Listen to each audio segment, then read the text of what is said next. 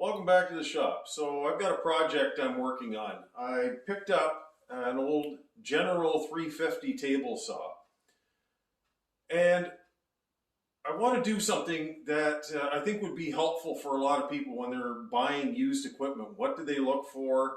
How much should they pay for things? And just some of the criteria that at least I look for when I'm buying something like this. I bought this basically as a project. I like working on these things, and I'm going to be flipping it to be able to put money towards other things. My goal in my workshop here is to get all my tools in my workshop for free by buying, repairing, and selling. So basically, I'm about halfway to my goal after probably about 5 years or so. But I'm going to show you what I look for when I'm buying used equipment. All right, so here we have it. This is a General 350 cabinet table saw. So right there's the model number 350, and then there's a serial number on there. And it starts with AA. So I did check that up when I got back to the shop, and that is from 1988, so the internet says. And the internet never lies, so I'm going to take that as gospel.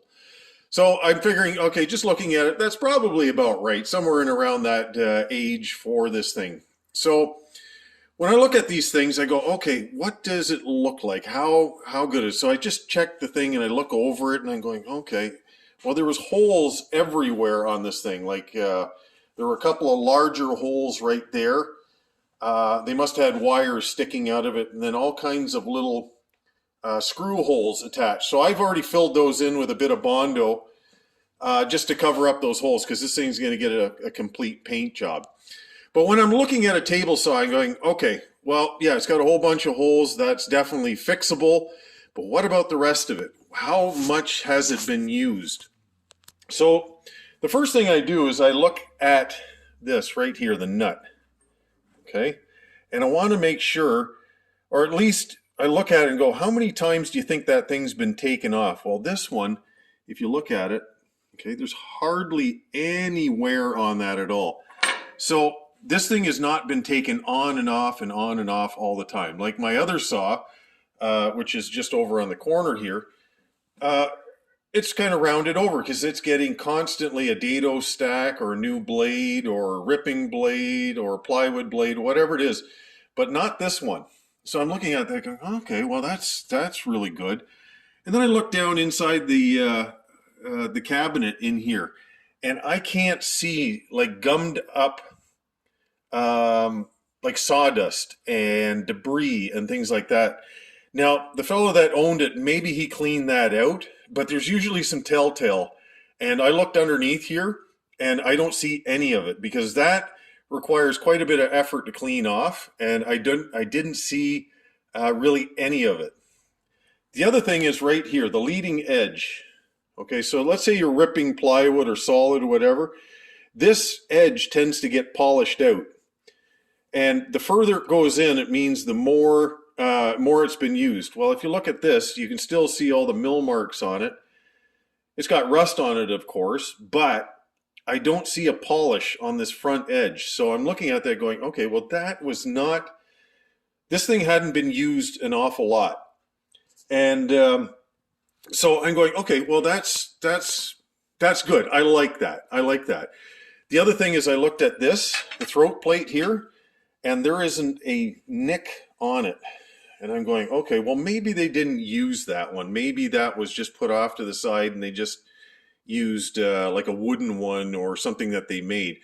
Well, and that's a possibility. Or maybe that was the original and this thing wasn't used that much.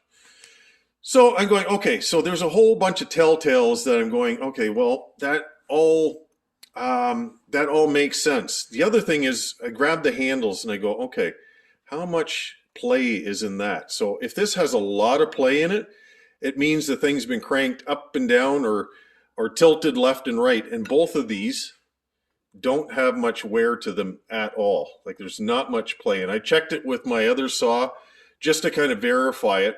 And it's pretty well the same as my other general table saw. So those are a couple of telltales where I go, okay, that's what I want to look for. So then what are the value added things on here?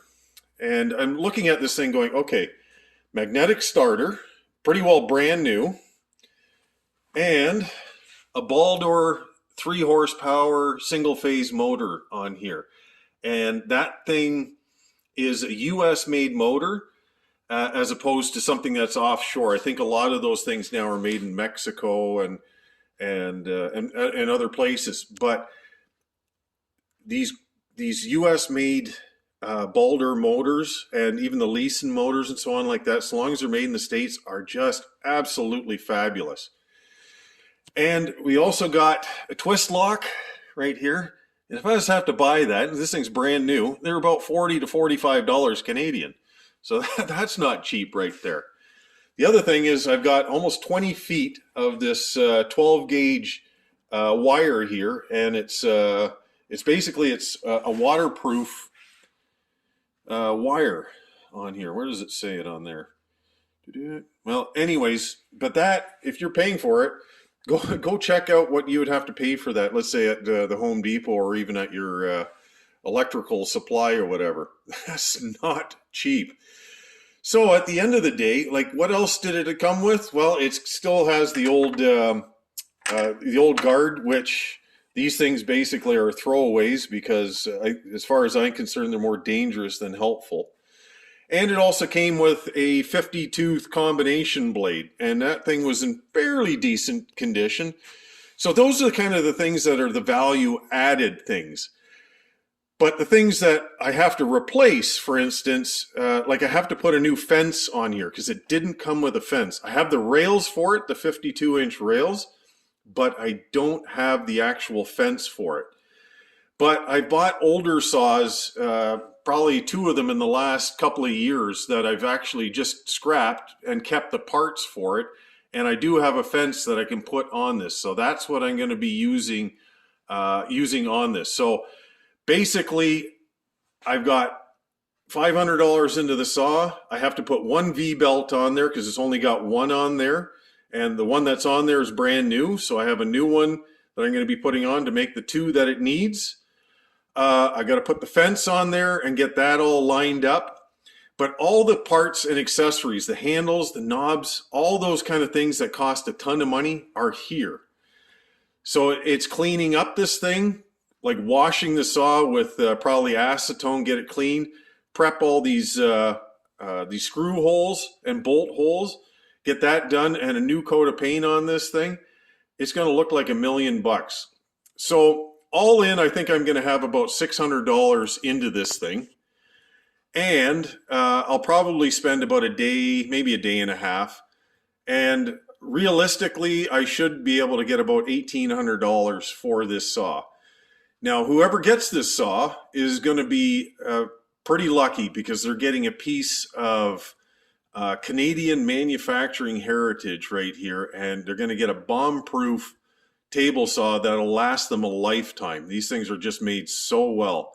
Like, you put that in comparison to like a King or a Grizzly or Steel City, they don't even hold a candle to these kind of things.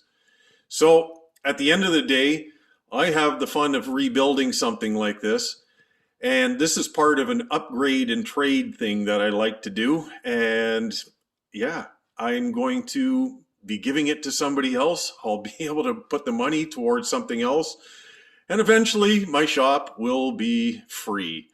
So anyways, these are the kind of things I look for when I'm buying used equipment. Certainly when I'm buying a table saw, these are the things that I find helpful when I'm looking. And for the most part, I've been very fortunate in what I've found. Anyways, you have a great day.